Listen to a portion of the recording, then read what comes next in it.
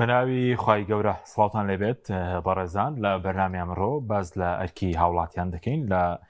سزادانی ستەمکاران و ڕوبەڕووبوونەوەی گەندەڵی و ئێمە لە بەردەم هەڵبژاردننی پەرلەمانی عێراقین ئەرکی هاوڵاتیان چییە دەتوان چ ڕۆڵێک ببینین و مەسەری هەڵبژاردن لە ڕووی شەرعیشەوە چۆنە و ئایا دەنگدان چۆنە چ بەرپرسیارەتێکی تێدایە لە ڕوو شەرعیەوە دەبێت کێ بکرێت بە نوێنەری خەڵک و دەبێت کێ سزا بدرێت و خەڵک چ دەرفەتێکی لە بەردەمدایە ئەم پرسانە لەگەڵ بەڕێز دکتۆر محەممەد بامۆکی ئەندامی مەکتەبی سیاسی کۆمەڵی دادگەری قسەی لەسەر دەکەین کاکتۆر بەخێر بێن سوپاسیامە دەبوون دەکەین زۆر سوپاسدانەکەم زۆر سوپاس بەرلەوەی کە بچینە سەر مەسەلەی دەنگدان و لە ڕوانگەی شەرعی و ئەرکی خەڵک دەمیڕای بەڕێز بزان وەکو ئەندامێکی مەکتەبی سیاسی کۆمەڵ لەسەر دۆخی ناوخۆی هەرێم ینی دوای لەسەر بەغداد قسە دەکەین کە ئێستا هەردوو پارتی دەسەڵاتدار لە هەموو ڕوەکانەوە لە ڕووی ئابووری کۆمەڵایەتی سیاسی دۆخی هەرێمیان تێکداوە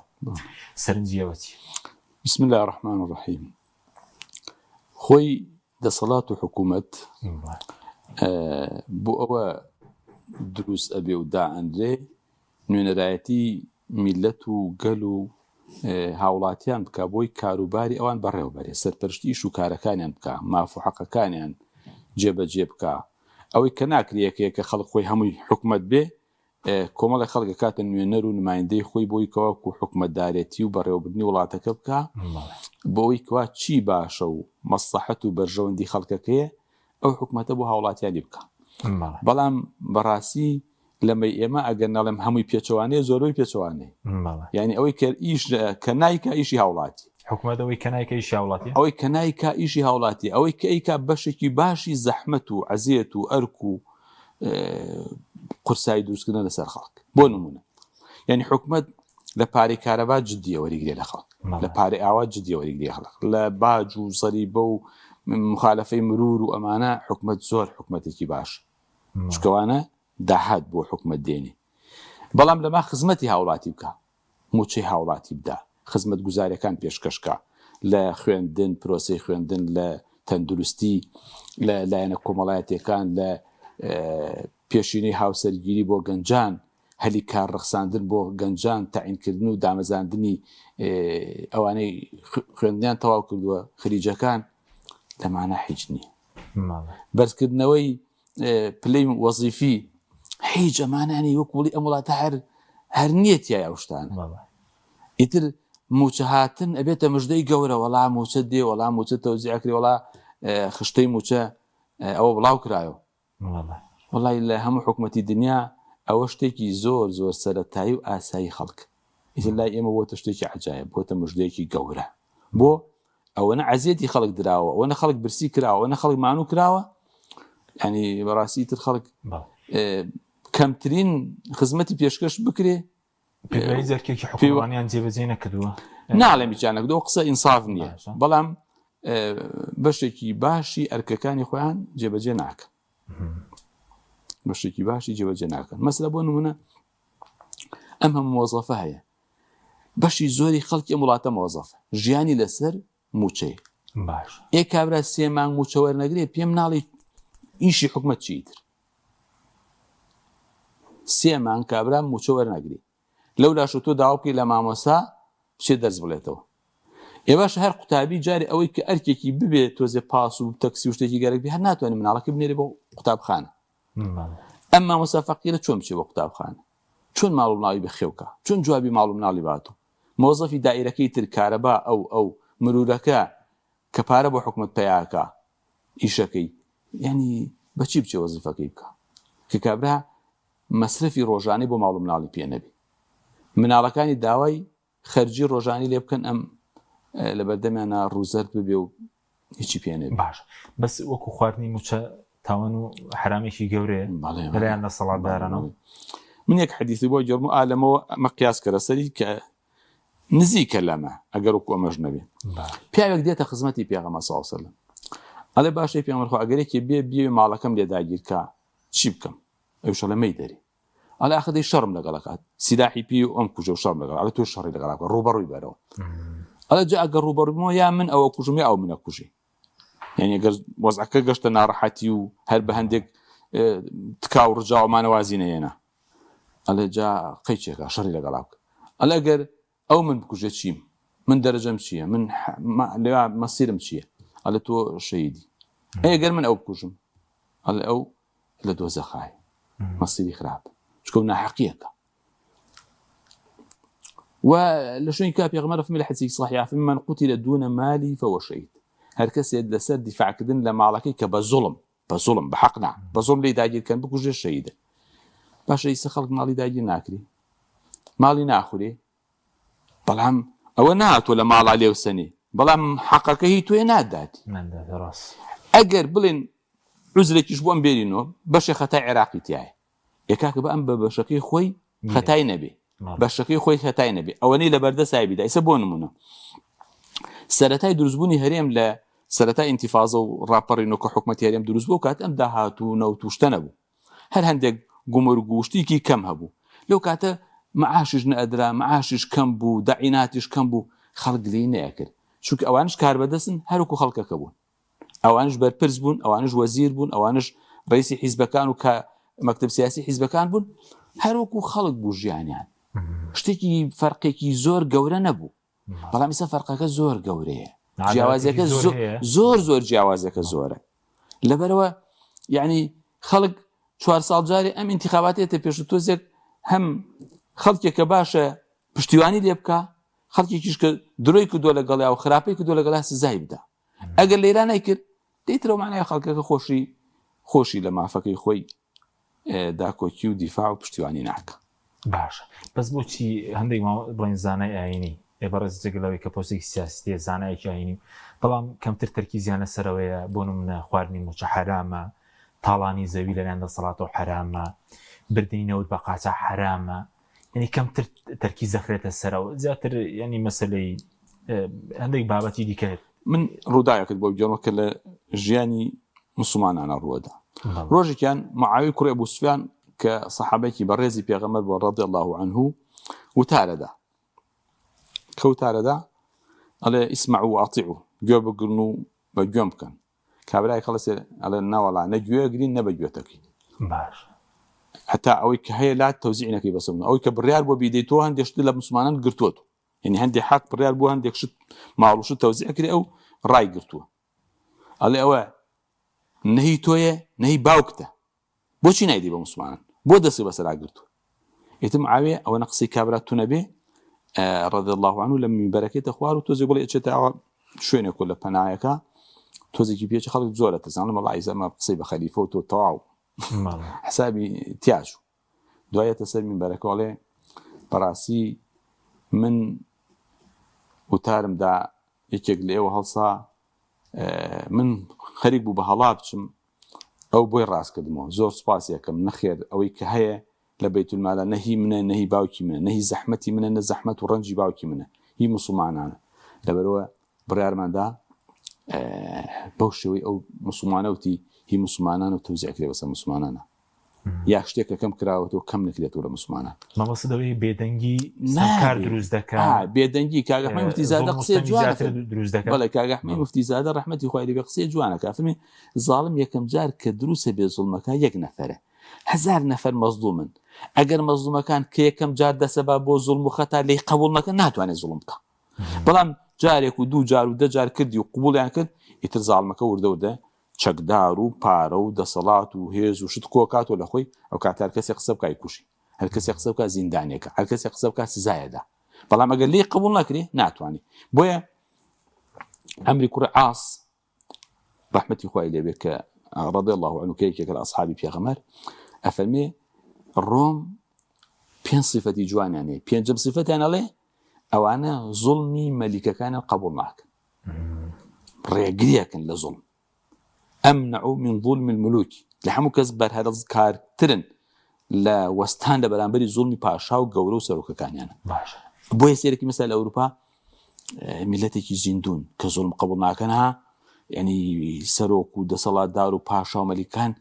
ناتوان خەڵک بچەوسێن و ناتوان ماڵی فی خەڵک بخۆن ناتوانن وەکو وڵاتی شەرق ناوینان ناوە شەرقی ئەوسەط و وڵاتە عالەمی ئیسلامیە وەکو ئێرە نییە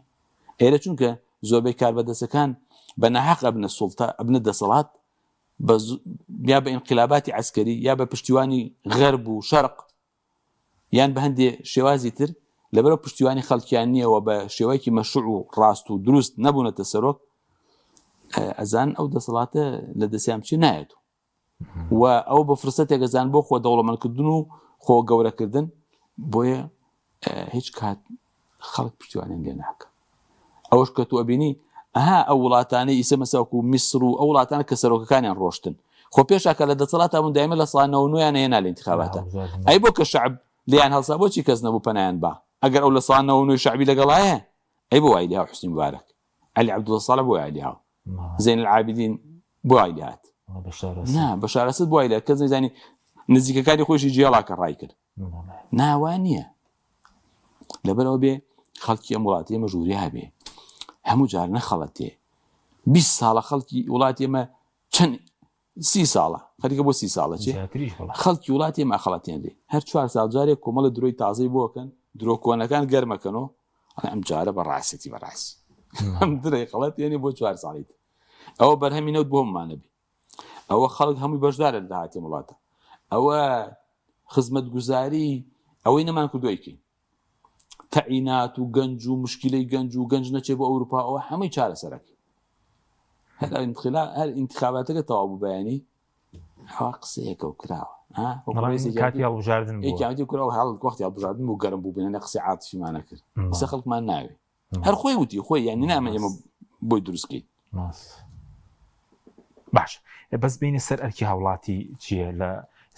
لە بەردەم هەڵبژاردنین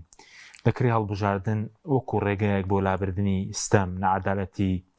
گەندەڵی بەکاربهێنرێ لە ڕێوە کە خەڵک دەنگی خۆی دەدا ئێستا ئەم هەڵبژاردنە لەبەرەوە هەڵبژاردنە بۆ پەرلەمانی عێراق دوو ئەرکی هەیە باش ئەرکێک کە ئەرکی هاوڵاتیانی عێراق بە گشتی و کەسە ئەڕوا لەوێ دیفاع لە حەق و ماف و ئەوە ئەکاو چاودێری حکوومەت و مؤسساتی حکوومەتەکە یەکێکی تریشان ئەرک و مافی خەڵکی کوردستان لە حکوومەتی عێراق یعنی تۆ بێ کەسی هەڵبژێری دیفاع لە خەڵکی کوردستان بکات دیفاع لە حیزب نەکە دیفاع لە پۆست و پلەی حیزب نەکە دەتۆ سێری ئەوانەی ڕابردوو کە بزانە چی بوون وەڵی حیزبی وا هەیە چەند ئەندام پەرلەمانی بۆ کەس نایناسی ئەوەنە هیچی نەکردووە هیچی نەوتووە ڕۆڵی نەبووە قسەیەکی نەکردووە کورایانە عەرەبی نازانی کابرا عەرەبی نەزانی لەوێ چییەکە ئەیسە مەسا من بڕم بۆ بەریتانیا ئینگلیزی نازەم لێ بڵم چی مەگەر یەکێ پێیاکەم تەرجەمەم بۆ بکە ئێکابرا چوو بۆ بەخا عەرەبی نازانێ ئاخر چۆن ئەندام پەرلەمانە هەر بۆ نەبێ مەعاش بکوژە و ئەگەر شتێ بڵێن دەست بەس کەوەی ترە دەست بەستنەوە هیچ قسەوشتی ناوێ ها ینی چۆن وابێ لەبەرەوە تۆ یەکێک دانی پسپۆر بێ شارەزا بێ لە بوارێکە لە مەجالێکە لە یەکێک لەو تەخەسوسانە کە ئیشی پەرلەمانە و بۆ میلەتی کوردیش لێ بتوانێت شتێ بکا بۆ میلەتی کورد حەقێ لەو حەقانە مافێ لەو مافانە مافە دەستوریەکانە مافە قانونیەکانە ئەو کاروبارانەیە لە پەرلەمان دەنگی لەسەر ئەدێ و پەیوەندی بە هەرێمی کوردستان و میلەتی کوردۆ هەیە ئەو لێ بتوان دیفاعی لێ بکە نەک هەر خۆی بەڵکو بتوانێت ناو لیستەکانی تریشا پشتیوانی بۆ دروستکە ئەگەر بەڕاستی کەسی وای لەوێ کەسایەتی دەتوانێت هەتا چەند کەس لە عەرەبەکان لە لیستەکانی شیعە و سوننە بکاتە پشتیوان بۆ قەزێ کوردیەکە ئەبێت تۆ کەسێکی وا هەڵبژێری وە کەسێک کە ڕابردوویەکی هەبێکە لە ڕابردووە دیفاعی کردو ئەگەر کەسێکە پێشتر ناسراوە ئەگەر ناسراویش نێ ئێتو هەندێک خەڵکی تاقی کردو تۆی چیان نەکردووە ئیتر بۆ خەڵک هەر تاقیەکەیتۆ لەو مەجالە ئەوانە کە 2 دەورە 3 دەورە 4 دەورەی چیان نەکردووە ئەیسامتە تۆی نێری تۆ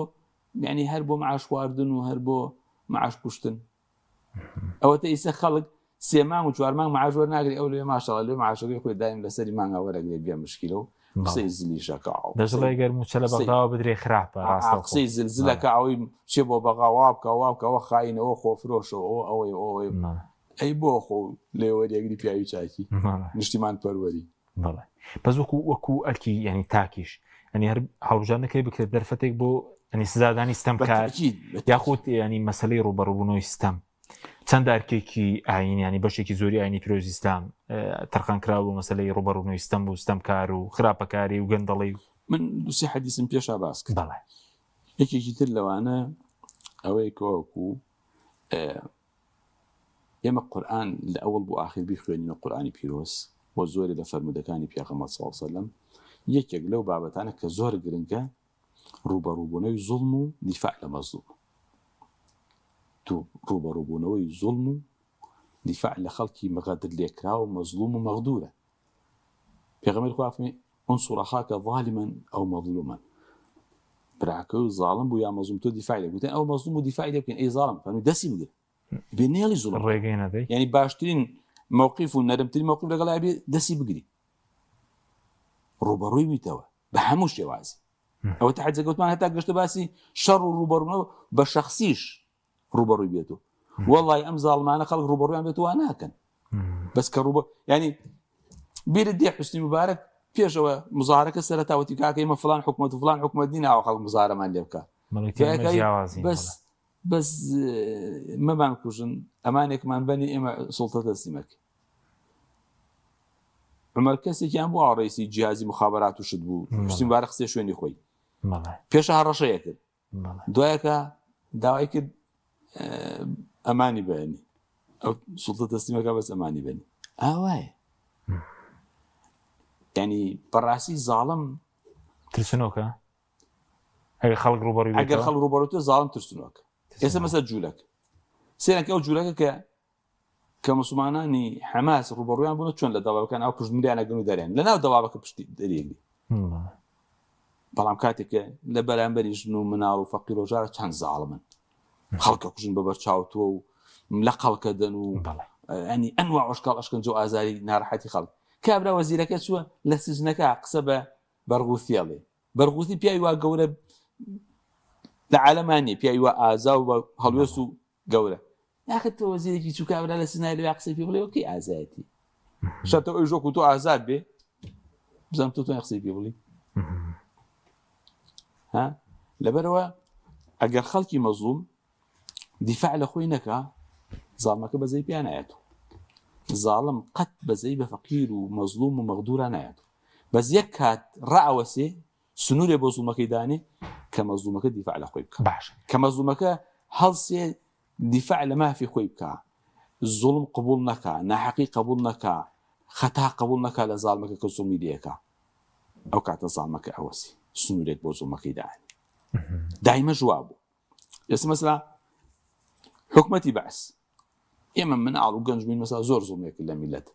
بەس کە چەکدار و شۆڕش و پێشمەرگە دروست بوو ینی باوەڕکە بەعسیەکان بە ڕۆژیان یانێوارە لەو شارانە کە پێشمەرگە لەو سنوورە هەیە زوڵم لە خەڵک چکانن زانی شەو تۆڵیان لێکەن باشە خەڵکی ئەوەی لەگەڵ بەعسا هاوکار بوو ئەمن و ئاسایش و ئەو شتانە بوون نەیانێوارە زۆر حەزێتی خەڵک بن چکیان زانی ئەو منتقە پێشمەرگە دوای سیانەدا خەڵک لە لادەکانە نەیوێرە پیاوی حکومەت بێ چکە پێشمەرگە هەبوو نەیوێرە هەرچەند بەعس مەسا زۆرێک لە تەلەبە و لە هاوڵاتی و بێتە بەعسی نەبوو چکان بەخوا منتیقی ئێمە ناتوانین ها ئەگەر ڕادیعێک هەبوو ترسێنەرێک هەبوو شتێک هەبوو کە واکو زاڵمەکە لێ بترسێ ئیتر هەم خەڵک پشتیوانی ناکە هەم خۆشی ناوێری هەموو شتێ باش بەس کاکتۆر بۆ سوونی بەڕێزت گەشتونەتە ڕادەی دەسەڵاتدارە هەرێم هەم لە جۆری خراپەن یاخود خراپەکارن و خراپەش بڵاو دەکەنەوە ینی لە کامەیانن وڵای خراپن خراپەش بڵاوەکەن و خراپەچ ینی ئەو هەموو خراپە لە وڵاتاکرێ چێکیکە ینی لەم ڕۆژانە بەدڕەوشتی و کشتانە کرا لە زانکۆیەکە ینی زانکۆیەکی ئەمریکی زانکۆی ئەمریکی کیە ناوێتی گەورەترین خەڵکی بەدەسەڵاتی وڵاتی ناوێتی گاڵتە بە حیجاب و لەچک و پیرۆستترین شتی ئیسلامەکە چیانی شت نەما لە وڵاتە بێموچەی و بێکاری و گەندەڵی و هیچ نەما تۆ قسەی لەسەرکەی حیجاب نەبێ عەرەق و بەرەڵایی و بەدڕەوشتی و ئافرەتی ئەملاولا بێن بۆ وڵاتیان پڕ کردو لە بەدڕەوشتی و ئەمانە هیچ نییە قسەی لێ بکەی باسی حیجاب و لەچک و جلوبەتی ئیسلامی بکەی گاڵتەی پێ بکەیت توی هانەی پێ بکەی بەڵە چۆن لە ڕوانگەی شەرەوە بڵین دەنگدان ئەرکێکی ئاینیشە چۆنەوە پرسە سەرۆن زۆر زیاد دەڵێن دەنگدان هەم ئەرکێکی نیشتیمانیە نەتەوەییە شەرعیە ئەگەر بۆمان ڕوونکەیتەوە ڕاندەکانی وەڵای ئەرکی نیشتیمانیەوە لە پێشە باسم کرد چونکە تۆ ئێستا ئەمە تەنها وەسیلەیەکە بۆی کەوەکو خەڵک نوێنەری خۆی بنێرێ بۆ بەغا بۆ پەرلەمانی کوردستان بۆ پەرلەمانی عێراق کە نوێنەرایەتی بکە دەم نوێنەرایەتی چەند خەڵکی باش و ڕاست و سەرڕاز بن بە بەرژەوەندی و مەسلحەتی خەڵکەکە تەواو بێ چەند پێچەوانە بێ بە زەرەر و زیانی خەڵکە تەواو بێ دین شەر داوای ئەمەکە بەڵێ. دین داوایەکە چی عەدل بە ئیسلام داوایەکە چی زوڵم بە ئیسلام دژێوەسێت یعنی یوسف پێغەمبەر عەلەیهی سەڵات وەسەلام یعنی لە حکومەتێکی کافرە ئەڵێ من بکەنەوە وەزیری دارایی ئازوقە و خواردەمەنی و بژێوی ژیانی خەڵک ئینی حەفیظ عەلیم بۆی ژیانی خەڵک چاکە ئەچێتە ئەو بوارەوە با سوڵتەکەش مەسە سوڵتەیەکی دینی و ئیسلامی نییە بە شەرعی خوا حکم ناکە بۆی ئەم ئەتوانێت لەم مەجالە کە پەیوەستە بە ژیانی خەڵکۆ خزمەتی خەڵکە ناڕەحەتی و فەقیری و نەبوونی ئەوان لەسەر خەڵک سوکە و ژیانن بەرەو خۆشی و بەرەو بەختەوەری بەری ئیسا یعنی پێم وایە گەر کەسێک نوێنەرێکی ڕاستەقینەی خەڵکی کوردستان بێ لە بەغا ئەتوانێت بە هەموو شێوەی دیفاع بکات لە میلەتی کورد ئەوەندەی لە دەسەڵاتی دێ و بۆ ئەو ئەکرێ و دەرفەتی هەیە بەڵام خەڵکی ترە ڕوا لەوێ هیچ ناکە هیچ یعنی چی تەڵقینکەنەوەکە تەڵقینی نەکەن 4 ساڵەوەی بە قسەیەک ناکە بینی وشمان ئەو کوتم حیزبی وایە 10-15-20 پەرلەمانتاری هەیە دەناوی سیانیانم پێ بڵێ خەڵک بیناسی کەس نایناسی هیچی نەکردووە لەوێ کردبێتی تەنها چۆ بە دزیوە لەگەڵ حکومەت و لەگەڵ مەجلیسی وزەرا و لەگەڵ پەرلەمانی لیستەکانی ترا کۆوەتەوە چۆن پۆست وەرگێ چۆن پۆست وەرگێ بۆ حیزبەکەی ئەوە فەرموو ئێستا ئەوە چەند دەوڵەتیە پەڕی بەسەر قانونی 140 ها یاسای 140 مادەی 140 کەرکووکە کوچیان کرد کوچی لێ هاو دەبوو لە 2007 جێبەجێ ئەسڵەن هەر تەواو بوو یعنی هەر بەسەر چوو هیچیان نەکرد بەڵام ئابڕۆ بزان لەسەر وەزیرێ جێگر وەزیرێ سەفیرێ مدیر عامێ بزانە چیەکە هەرچی محاولەیەک هەرچی هەوڵیدا بەس لە ڕوانگەی زۆر بازەوەکە لە سەدا نەوەتی خەڵکی کوردستان زۆرینەی موسڵمانە دەکرێت مسلمانان کاربەست سیستەمکار گەندەڵکار خراپەکار جا چ لەسەر ئاسیێریان چ نوێنەیان لە بەغدا هەبێ ئەوە چۆنەوە پرسە چۆنە وەڵی خەڵک ئەگەر خۆی بە موسڵمان نەزانێ و بە ئەهلی مزگەوت دەزانێ ئەبێ کێ خەڵکی باشە دەنگ بۆەوە بە کێ ڕازگۆیە کێ خەم لە خەڵک ئاخر دەڵێن خەڵکێکی چاکە بەڵام لە نوێنەری پارتێکی دەسەڵاتدارەوە دەبێ ئاخر نا تۆ پارتە دەسەڵاتەکە کە 4 ساڵە زومی لە خەڵک کردومانە ئەو نەفرەش لە فولکی ئەوە ئاخولێتەوە ئەوە زانێ کوچی وایە نەفرێت چاک بێ لە ناو سیستەمێکی خراپە ئەوسا پاسی پۆڵەنی هەبوو پاسی پۆڵەنی کورسێکی تیا بوو ڕووی لە پشتۆ بوو لە پشتی سایقەکە و ڕوویە کردو نەفرەکانی تر ئێو کەسە کە لەوێ دانیشێ پاسەکار بۆ پێشوێ بەبار ئەو پشتی لە سایقەکە بێ هیواشێ لەگەڵ بڵێ من لەگەڵ ئەو دەسەڵات وشتانی من هەر لە فولکەکەی ئەوای لە خولگەکەی ئەوە ئاسوڕێی تۆ با تۆ نوێژکەیت و ڕۆژ و بگری و ئەخلاق و جوان بێ بەڵام ئەبێ سیاست و بەرنامە و نەخشەکەی ئەو پیادەکەی وانێ ئەبێت دەنگ بە ئەو شتانە بە ئەو پێ خۆشە دژی ئەو دانی ئەو شتانە بیکە و پێ ناخۆشە بەڵام تۆیەکی هەڵبژێرە لە هەموو حاڵەتێکە چی بەرژەوەندی خەڵکە ئەوە بکە ئەو کاتە ئەو کەسە هەر کەسێکە من ئەڵم دەنی بەرێ من ناڵم هەر دەنگ بە نوێنەرەکانی کۆمەڵ بە هەر حیزبێ هەر لایەنێ دیفاع لە میلەتەکە بەڕاستی دەنی بەری بەڵام من پێم وایە خەڵکی کۆمەڵێکێک نەوان کە بەڕاستی هەر لە ئەوەڵیانەوە تا ئاخر لەگەڵ میلەتا بوون لەگەڵ فەقیر و هەژار و مەزلوم و مەغدورا بوون وەلەو مەجالەشە وەلەو بوارەشە باجی زۆریشیان داوە عەزێتی زۆریشیان توش بۆ مەشاکینی زۆریشیان بۆ دروست کراوە باش بەس وەکو ئەوەی کەسێک گەر پشتیوانی ستەم کار بکە جا بە دەنگدانێک بێ لە ڕوو ئێوە گوناهبار دەبێ بۆ نمونەوە چۆنە ئێستا بۆ نمونە من دەنگێک بەلایەنێکی دەسەڵات دەدەم ئەو بەیانی ئەوە گەندەڵی دەکا زەوی داگیر دەکا موچە سەرکوتی ئازادی دەکا چۆنەوە بە هەموو شتێکیا بەشدارە بێ وەکو چۆن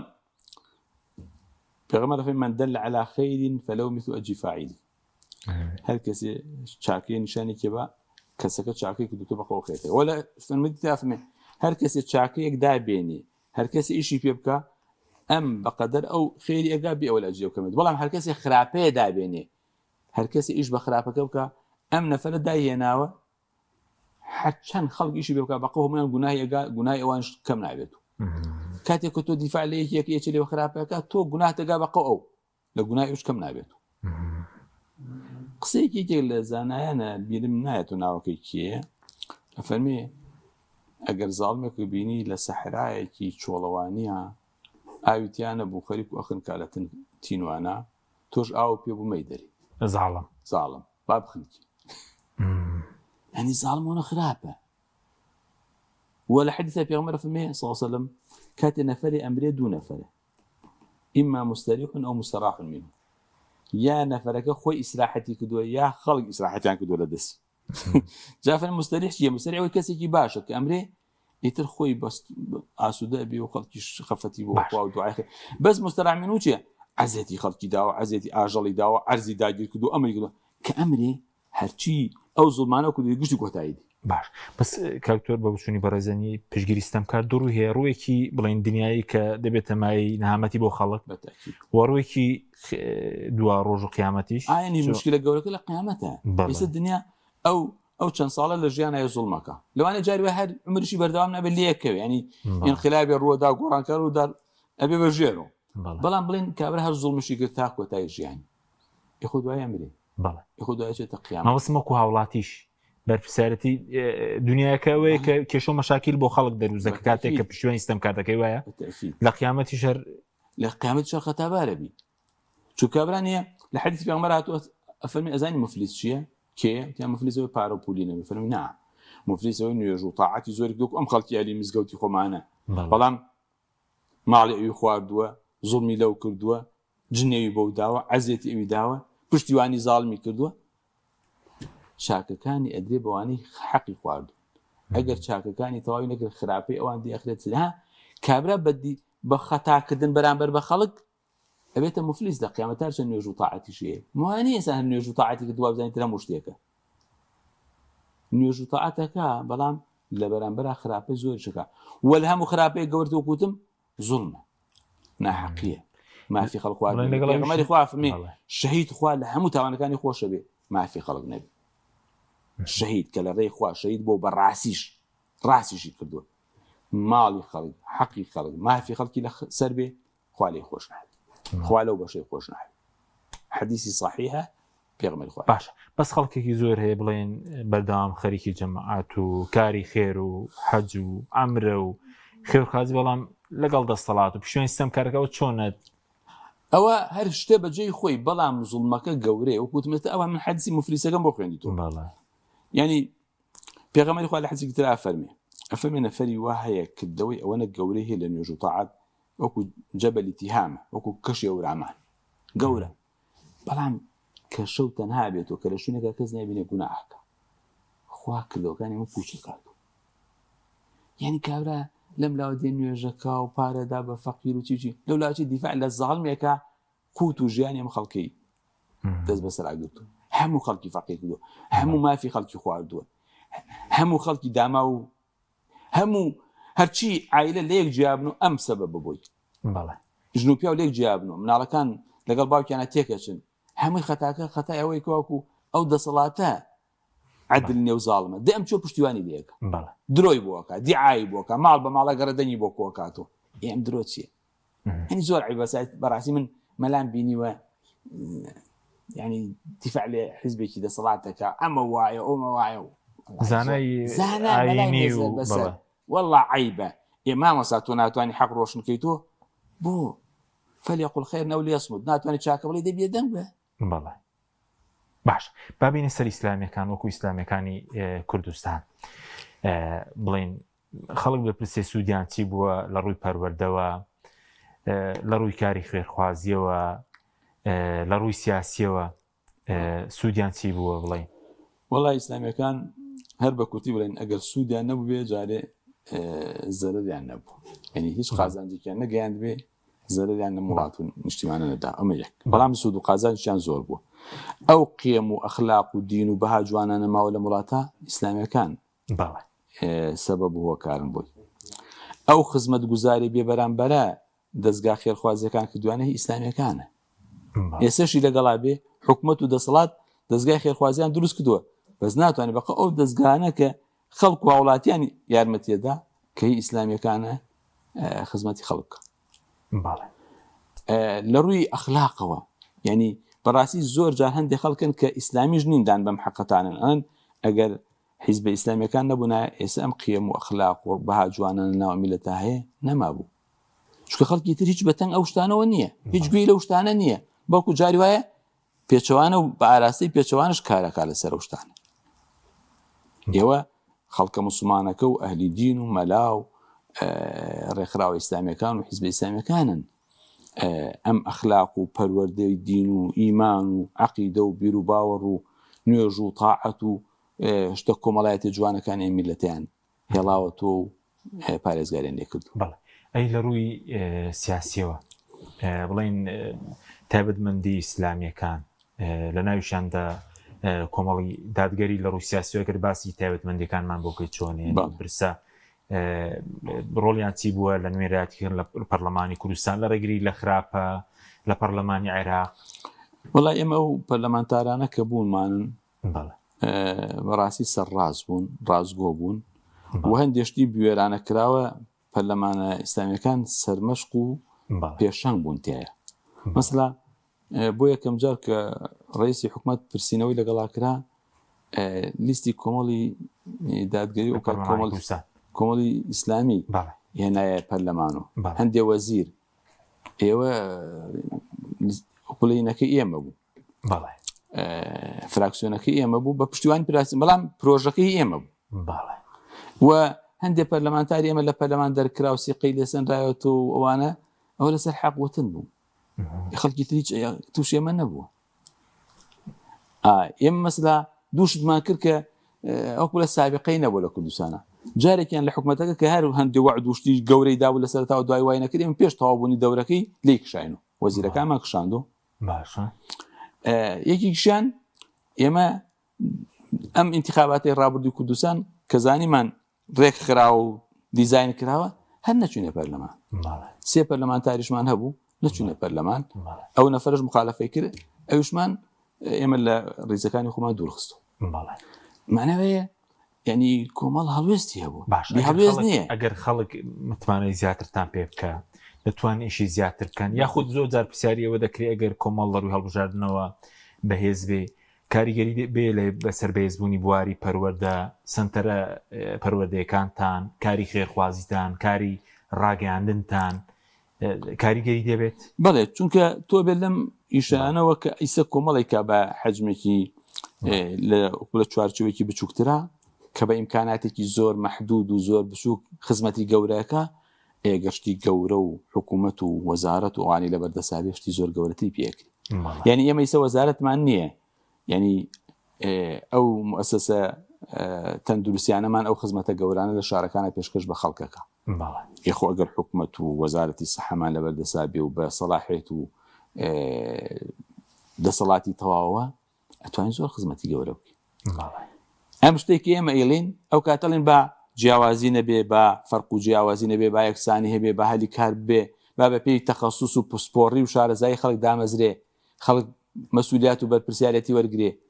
ئەو کاتە واکەین کە خۆمان وامان کردو ئێستا مەسلە ئێمە لەو خەسەخانی بەخشینە لە سلێمان هێمان بەناو بڕۆ سەیران کە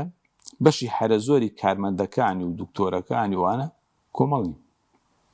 کە ئەتوانین ئێمە گەڕک و حکومەتکەین ئێستا حکومەتە لەو حیزبی دەسەڵاتە نەبێ خۆیان ئەڵێن ئێمە نا لەو لا ئەوەی لە دەسەڵات نەبێ پۆستێکی حەساس وەرناگرێ لەم لایش ئەوەی لە دەسەڵات نەبێ پۆستێکی حەساس وەرناگرێ دە ئێمە ئەوە تاکە مؤسسەیەکە و هەمانە و گەورێ و مەسلحەتی مادی تایە و کەچی بە پێی شارەزای و پسپۆڕی ئێمە لەوێ خەڵکماندانەوە بە ئینجا خۆیان دێشتێ پسپۆڕیشی ناوێت مثلا خزمەت گوزاری و کارمەندێک کوشتیوە بەشێکی زۆری غێرە کۆمەڵ ئێمە معنەوانی ئێمە شەفافێتمانەیە ئەنی ئەوانە بەڵگەیە بەڵام دی کابرا عادی دەسەڵات بێ شتێکی وام نیشان بە بڵێ کاکە ئەوە ئێستا ئەمساڵ 1000 کەس تەعینە بێ دێ با بێن ئەم 1000 کەسە بە پێی خزمەت و ساڵی تەخەڕوج و پسپۆڕی و ئەوانە داینێ نەک هەر کەسێ لە تەلەفۆنێکی بۆ کرا لە فلان شوێنەوە دانێن یان هەر قایمەکان پێش وەخت حازر کراوە ئێستا مەسەلا ئەم ژمارە زۆرە خەڵک تەقاوت بۆ مۆزەف 3-4 مەوالی تەقاوت بۆ نیە ئەی کوا جێگرەوەکانن کامەی کوا بۆ ئیعلانیان نەکرد بۆ خەڵکو بۆ ئەو هەموو خریجە کە چەند ساڵە دانەمەزاوە لە 2014ەوە خەڵک دانەمەزراوە بۆ نایەنەوە لەوانە بخەنە جیان هەرەوە نازانین لەخۆ لە پەرلەمان خەڵک تەعیین نەکرێ لە وەزارەتەکان خەڵک تەعیین نەکرێ لە وەزارەتی ناوخۆ خەڵک تەعیین نەکرێ هەمووی بە سڕی و بە نهێنی و باش چەند خولەکێکمانەوە بەس لە پەرلەمانیش چەندە گرینگە ئەو نوێران هەبن کە بوون کۆمەڵێک یاسا دێتە ناو پەرلەمان پەیوەندیان بە مەسەلەی بەها باڵاکانی خەڵک ئاینی پیرۆزی ئیسلام بنەمانە گۆڕەکانی ئیسلامەیە چەندە گرینگە خەڵکی لێبێ کە ڕێگە نەدا یاسایەک دەست دەربکرێ خراپەکاری بە دوای خۆی دابێنی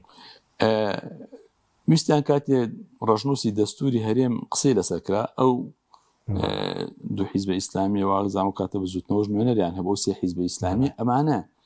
ینی داکۆکیان لەسەرەوە کرد کەواکو ئیسلام پێگەی هەبێ لەو دەستورە ڕەشنووسی دەستوری هەرێم بەڵێ کە نەشکرا و نەگەشتە نەتیجەیەکی لە سەرەکان ئەوە بوو ئەوان نوعێکی تیان ئەویست ئەمان نوعێکیان ویستن نەگەشتنە نەتیجەتیایە دێگەرەوان لەوێ نەبن دەستورێ دانێن وەکوی فەڕەنسا توی میلەتیش ئەبێ جێبەجێکی ئەگەر جێبەجێیش نەکرد تۆ کاتە تاوانبار و پێچەوانە یاسا و قانون هەڵسو کەوت کردو ئێستا هەرێکێ لەو شتان مەسا ئێستا لە یاسا ژن و پیا و لە میلات تا وەکو یەکوە لە ئیسلام ئەوانی لە یاسا پیا وێنێ زیاد لە ژنێ بێنێ لە ئیسلام ئەوانی ئێمە وایە ئەمە کراوەتە یاسا